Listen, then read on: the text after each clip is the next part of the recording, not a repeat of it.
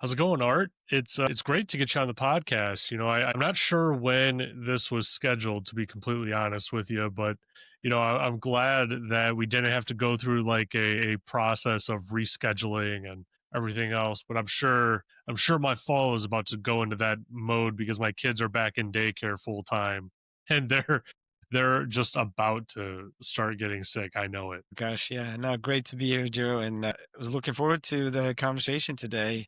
I'm glad the schedules and everything worked out. Yeah, absolutely. It's challenging at times for sure, because like you're trying to bring your own schedule, which is already like jam packed, with someone like yours, right? Where it's like, okay, I think I have an hour this week. You know what I mean? It's like it can be pretty crazy, and we're just on the other end of kind of like the busy season for cybersecurity conferences, right? Like it kind of kicks off end of April during middle of May with like RSA, and then kind of wraps up with like Black Hat and DEF CON and whatnot. True, true. But we do have a couple important ones towards the end of the year. Gartner IAM is a big one that we usually attend, and it happens to be in December, I think, right after AWS reInvent. So, yeah. So I'll be on Yeah. the road. I don't know about you, but I'll be on the road for a few the conferences till end of the year. Yeah, I haven't been to AWS reInvent or Reinforce for that matter. I really want to go though. I feel like I would really enjoy it. I AWS is the cloud that I'm like the most, I guess, officially like certified in and most experienced with. So a lot of the stuff just like kind of makes sense to me like by default, right? Because you go through such an arduous process getting those professional level certifications that it's like drilled into you. Yeah, I would recommend certainly reInvent and Reinforce as well if your focus is more on security. Both would be great events. I would certainly recommend. Yeah. Yeah, maybe next year. I mean, I the problem is I get separation anxiety for my kids, right? And so I'm sure that they get a little bit anxious when I'm away too. But now it's like I'm in a part where it's like, okay, I want to go to DEF CON. I want to go to AWS Reinforce and reInvent. I got to like shuttle these kids around too because I want to go to it.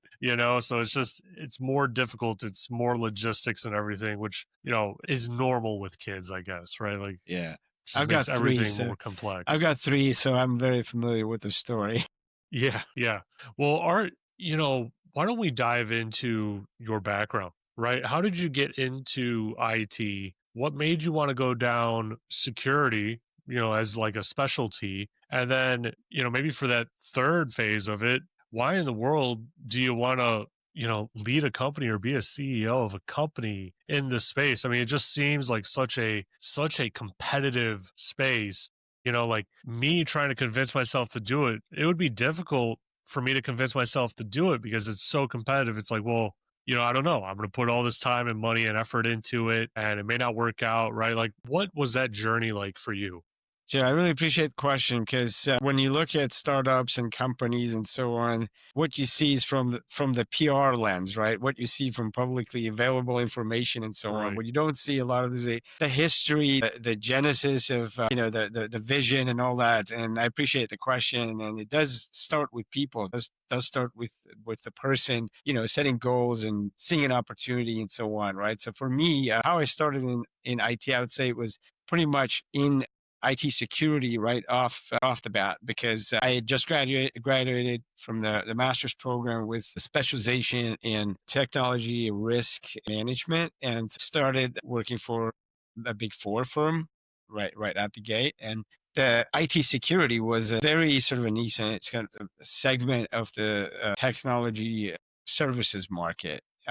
And you had a lot of the people who were in that space were with former military, DoD, NSA background. Not so many people came directly from the graduate school or commercial sector.